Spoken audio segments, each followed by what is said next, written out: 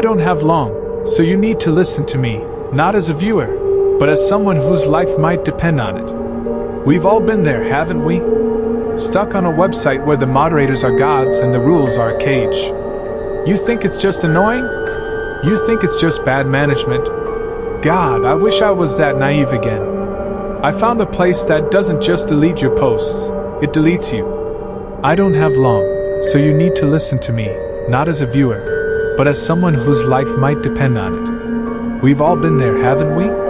Stuck on a website where the moderators are gods and the rules are a cage. You think it's just annoying? You think it's just bad management? God, I wish I was that naive again. I found a place that doesn't just delete your posts, it deletes you. They call it moderation, but it's actually a harvest. The more they constricted my words, the more I felt something tightening around my actual throat. They tell you the rules are there to keep the community safe, but they're actually there to see how much of your soul you're willing to give up before you break. I ignored the red flags. I thought I could outsmart them. But once you cross that invisible line, once you write something they didn't authorize, the moderation stops being digital. It becomes physical. As I sit here typing this, the air in my room feels heavy, like it's being sucked out by something unseen. And then there's the music. It started as a hum, but now, it's a faint, distorted melody drifting from the darkness of the hallway. It's a tune I recognize from the site's landing page, but out here, in the real world, it sounds like a funeral march. I'm posting this now because I need the world to know, if a site feels like a prison, run. Don't wait for them to find a reason to remove you. My time is running out. The music just stopped right outside my door. I guess I need to explain a little bit about myself to get things rolling here. My name is Ian, and for the longest time, I wanted to be a writer. The moment I learned how to read, I was excited to share stories with others. Then, as I got older, I focused on my own writing. I loved the feeling of telling a story to another person. Every campfire, every party, every writing assignment in school led to another opportunity to share what was going on in my imagination. So when I started college for my English major, I was captivated by the new internet sensation that went viral overnight, Sleepless. I learned about it late one night when I was bothered by the glow of my roommate's laptop. Cramming for some exam tomorrow? I yawned, squinting from the onslaught of blue light emanating from the device. Trent screamed, then clasped his hand over his mouth. Christ! Phew. Sorry, dude. You scared the hell out of me. These stories have me on edge. I was going to only read one, but then I found one that was a 3-parter, and the first part ended on a cliffhanger dash. I stopped him mid-babble. Wait, stories? What kind of stories? I sat up quickly, eagerly. Horror stories. But like really good ones. I haven't been shaken like this in a long time. I rolled my eyes. Trent is a good guy, but I think a Halloween decoration could get him to sleep with the light on. Cool. Well, don't stay up too late, alright? I yawned, falling back to sleep. That morning I found Trent sitting at his desk, eyes still fixated on the screen. He hadn't moved an inch all night. Dude, you alright? I got out of bed and tapped him on his shoulder. He slowly turned his head to me. His pale face contrasted with the dark bags under his eyes. Is it morning yet? He croaked. I looked over to the open window, clearly showing it was morning, before turning back to him. Yeah, dude. It's morning. He nodded, and swallowed hard, as if he had to physically digest that information. Shakily, he stood up from the chair. Good. He just stood there for a moment, as if he was unsure of what to do next. I just couldn't sleep, so I kept reading. He shuffled his way over to the bathroom, and my curiosity compelled me to look at his computer. It was a simple website, a deep blue background, with simple text at the top of the page. Sleepless. Above that was a logo, a black circle, with 2 pure white eyes, and a crooked smile, reminiscent of a jack-o'-lantern grin. The rest of the page were titles to different stories that you could click through. I noticed a pattern. The shadow creature has been chasing me. My encounter with the masked psycho. There's a mimic in my attic. If the titles were any indication, it seemed all of the stories were written as if they were posts of someone dealing with a real supernatural horror. I was about to click on one just to skim through, when my alarm on my phone went off, telling me I needed to start heading over to class. Judging by the chatter around campus, it seemed that it wasn't just Trent who was enamored by the stories. Pockets of people excitedly shared the tales of the macabre that they read the night before. While waiting for class to start, I listened in on two people in the row in front of me. Did you read the one about the girls you know what? What are you, 12? But yes, I did. Those boyfriends deserved it. Oh, for sure. What was the one that you were telling me about, with the avalanche of leaves? Is it good? Over 1 million views. You need to check it out. I was floored. Someone got over 1 million views on a story they wrote? I quickly realized that this website was my opportunity to get some of my own work out there, stories that I'd been just mulling over for some time. The rest of my courses couldn't go fast enough that day. I practically sprinted my way back to the dorm, nearly colliding into people along the way. Throwing my stuff down at the entranceway, I hurried onto my computer and opened up Sleepless. Greeted by the little mascot's smile, I made an account and clicked on the button that said, Story Submissions. I was greeted with a blank text box, and eagerly, I began typing away at my story. The first story I wanted to write was about a post-apocalyptic world about an AI takeover, where the remaining citizens were forced to fight in gladiatorial arenas for simple jobs. I put on my favorite beats to write to, and for hours I poured my heart into my work. Each line was mulled over, each edit made with precision, every allusion and piece of figurative language woven together into a singular thread. My eyes felt entirely dry as I typed out the final line. I had felt like I had put every ounce of my being into the story, and couldn't be prouder of what I had achieved. With a simple flourish, I clicked the submission button and was brought to a processing submission screen.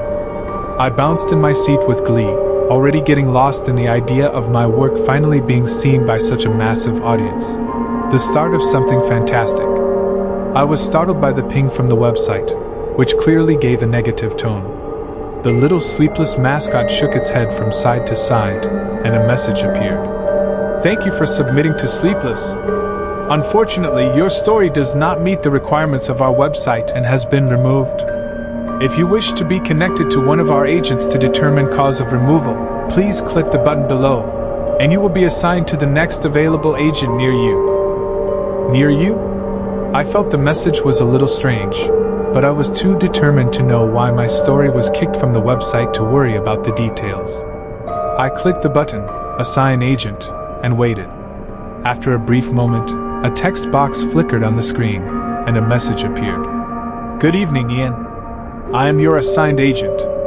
I'm here to review your story and explain why it was rejected from our site. Only respond when asked a question, and multiple responses will ensure unpleasant future interactions. Understood?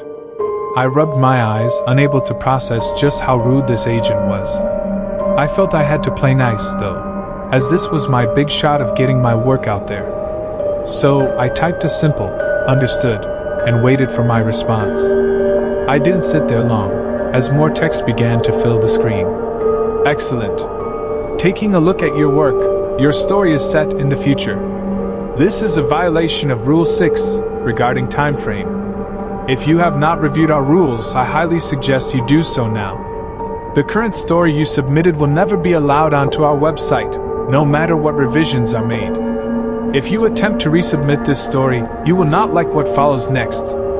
You are, however, allowed to submit another story. With that, the window closed on its own. I was left staring at the front page of Sleepless, with my mind whirling. That's on me. I should have checked the rules. I was frustrated in the moment, blaming myself for wasting all that time. Determined to do better, I clicked the button labeled Rules for Story Entries, and was immediately hit with an enormous wall of text. My already tired eyes were drowning in line after line of what I could and couldn't submit. Defeated, I shut my computer down. I tackled the task of reading through the rules list the next day. Heading to sleep, I noticed Trent back on his laptop, as he sat cross-legged on his bed. I couldn't see the screen itself, but the blue light painting his face told me enough. "Hey man, more reading?" Trent nodded slowly. "Just a few more stories before bed." He lied. I simply shrugged, and did my best to fall asleep, brainstorming what my next story would be. The vivid dreams began that night. They weren't always identical, but they followed a similar pattern. Often, they started with me at my desk, furiously typing out a story into Sleepless.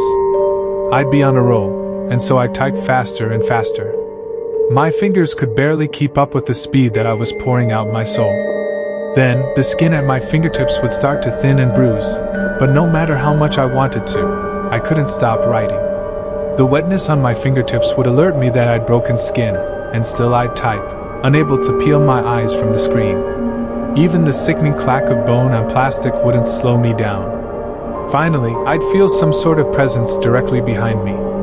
I could barely make out their shape in the reflection of the monitor.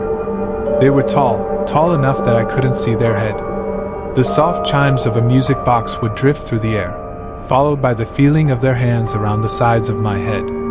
A quick twist, a loud crunch, and I'd awake in a cold sweat. The morning after my first rejection, I had decided to tackle the rules again. The more I read, the more I was disgusted. No stories beyond modern day. No stories where the main character dies. Only first person. Only on Earth. Each rule I read felt like adding another iron bar to the cage that was holding back my creativity.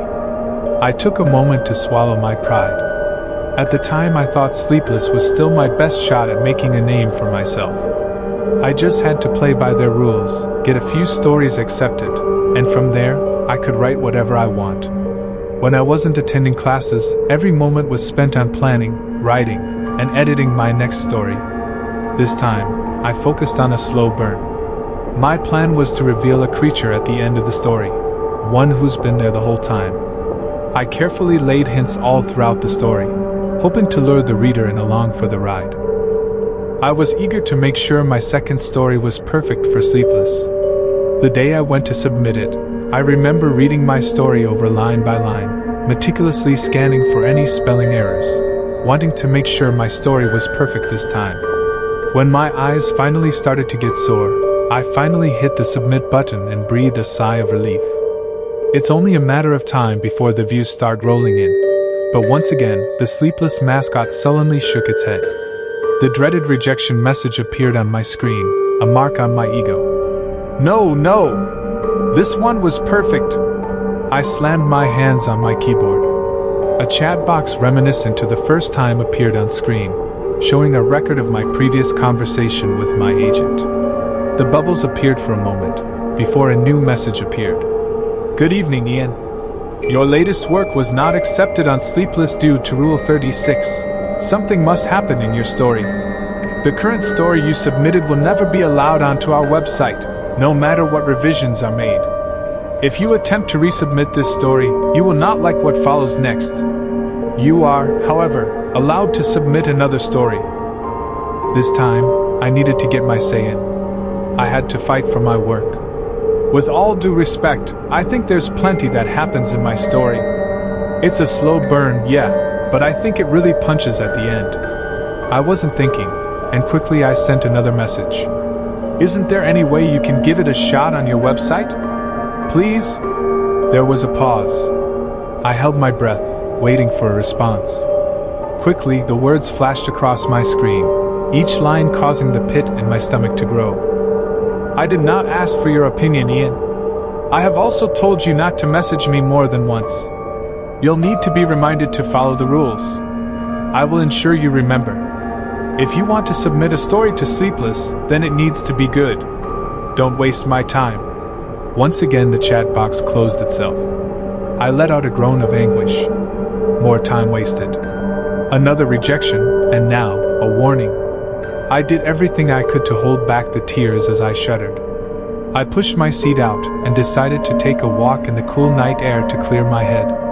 I was secretly hoping it might give me just the inspiration I needed to write the perfect story.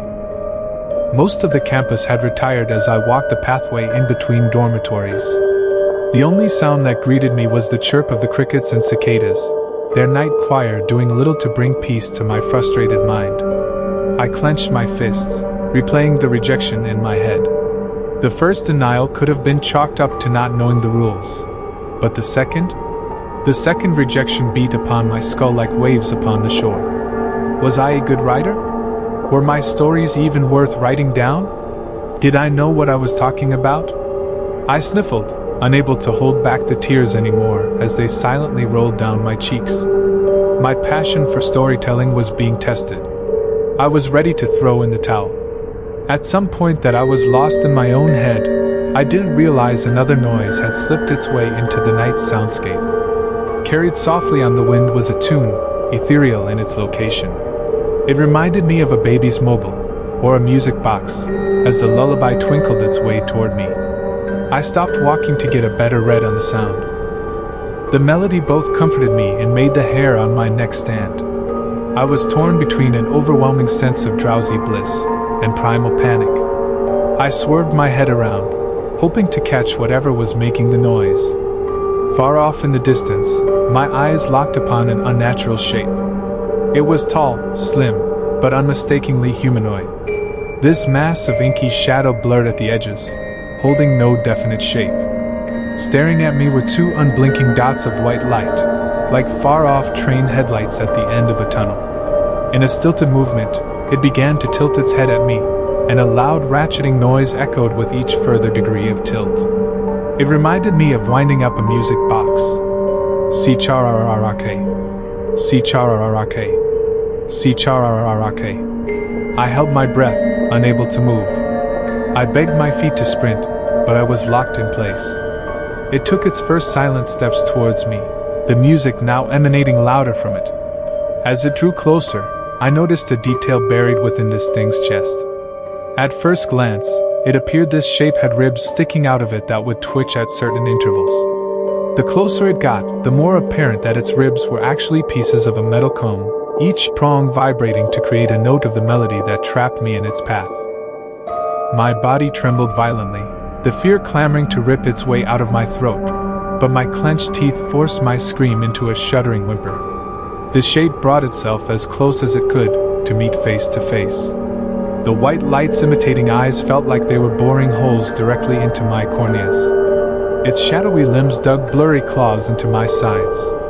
I painfully let out a breath I didn't even remember I was holding in. "Please! Stop!" I managed to whimper. The sharp pain only increased as the shape pushed its appendages deeper into me. A voice creeped into my skull. The best I could describe it was that it felt like something was wearing the skin of my own thoughts to speak. Stories for sleepless. Follow the rules. Do as you're told. I could barely think from the pain I was in. My vision grew blurry. The last thing I saw were those unwavering, ancient eyes. The next morning, I awoke back at my desk, the front page of Sleepless greeting me.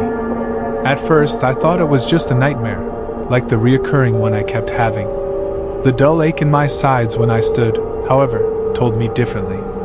Lifting my shirt, I was met with huge, blotchy bruises where the shape had made contact. A thought crossed my mind from the night before. I will ensure you remember. Nausea overcame me. I felt trapped. Something had tabs on me. I didn't think I could walk away from submitting stories even if I wanted to at that point. A tap on my shoulder caused me to flinch. "Whoa, Ian! Damn, you alright?" Trent had jumped back cautiously. "Geez, Trent. Yeah, I'm alright. Just..." I glanced at the blank submission box taunting me on Sleepless. "Another rejection? Yeah. But this time, I'll get it." "This time? You're trying again?" I shot a puzzled look at him. "Yeah, why wouldn't I? I know I can get a story on here. I just know it." He sighed, and sat at his desk, swiveling the chair to face me. "Look, dude, I've seen what this website is doing to you.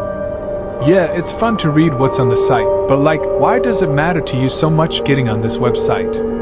Is it worth this?" He vaguely motioned to my disheveled state. You don't get it, dude. I just want my stories to be read by someone, you know? To be appreciated. I couldn't find the words for it.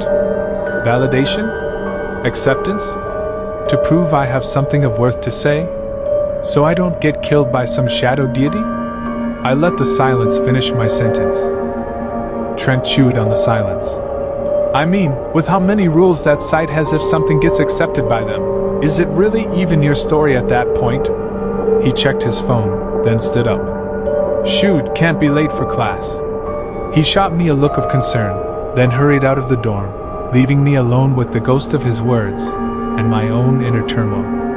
I'll admit, I was in a bad spot mentally at the time. I pushed his concerns out of my head and set off on another attempt to appease Sleepless. It wouldn't be the end of the world if I skipped some classes, right? Once I wrote this next story, everything would be okay. I'd be on Sleepless, and I'd finally have made it. So I got right back to it. I put on my choice of writing music and began hammering out the words to my next piece with agonizingly slow precision. If I was going to try again, I was going to make sure I did it right. The hours crawled by. I felt half delirious from the night before, but I was determined to prove myself. Each line designed to perfectly fit what Sleepless was looking for. The perfect story.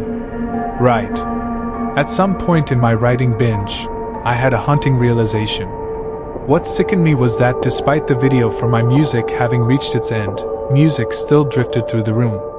It was gentle and soothing, and it came from somewhere behind me. It was here to make sure it got what it wanted. A story for the sleepless. 10 read-throughs later, there was nothing left I could edit. I hit submit and refused to peel my eyes away from the mascot on the processing submission screen, ready for its judgment. It nodded. A positive ding came from the website. The words, "Thank you. Your submission has been accepted by Sleepless." The music behind me stopped. I didn't have the energy to cheer. I could barely bring myself to smile. In that moment, I couldn't even remember what I wrote. I threw myself onto my bed and immediately passed out. The next morning, I went to check how my story was doing. I felt a small swell of pride to see my name amongst the other writers on the site. The fact that at least 10,000 people had seen my story helped too. I rode that high for the rest of the day. I was confident it was the start of something good. Sleepless was pleased. Sometime throughout the week, the numbers plateaued, and that high wore off. I barely received any comments, and those that did were nonsensical, or barely helped me understand what was liked about my story. I wound up with a bitter taste in my mouth. All of that work, all of that toiling I did, just to write a story that I wouldn't consider close to my best? I felt foolish, looking over my story. Trent's warning echoed in my head. Was it even my own? My bitterness turned to resentment and anger. I was throwing away the spark that I carried in my writing, just to have someone else judge me by their own ridiculous rules. In that moment, something snapped. I realized I didn't need the approval of some website, no matter what they threw at me. I wasn't going to continue burning the wick at both ends, just to appease whatever creature latched itself onto me. If I'm going to write for Sleepless, I'm going to write a warning to prevent anyone else from ending up like me. So here I am. If you're reading this, it means they haven't taken my story down for some reason. The music's been slowly getting louder as I type this out, so I don't think I have much more time. I don't think this thing's going to show me much mercy for a story like this. So I'll end this quickly, then hit send. Trust your writing. Don't limit yourself. Don't throw away a piece of you to appease another. The story you have to tell is unique and deserves to be as unique as you. Don't feed the sleepless.